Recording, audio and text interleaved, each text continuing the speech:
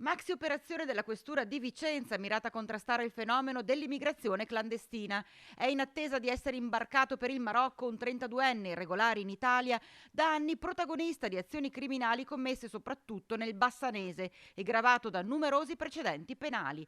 Lo scorso mese di maggio aveva seminato il panico a Rosà quando, armato di un macete, aveva tentato di introdursi in un appartamento e con la stessa arma, poco dopo, aveva frantumato il lunotto posteriore di un'auto in sosta.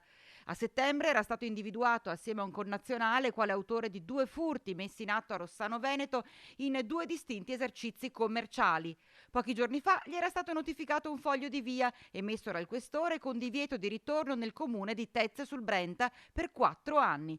Infine ieri, nel corso di un controllo da parte della polizia locale di Tiene, è stato sorpreso all'interno di un immobile abbandonato. Accompagnato all'ufficio immigrazione della questura, gli è stata notificata l'espulsione e disposto dal questore l'accompagnamento in Basilicata, al centro di permanenza per i rimpatri di Potenza.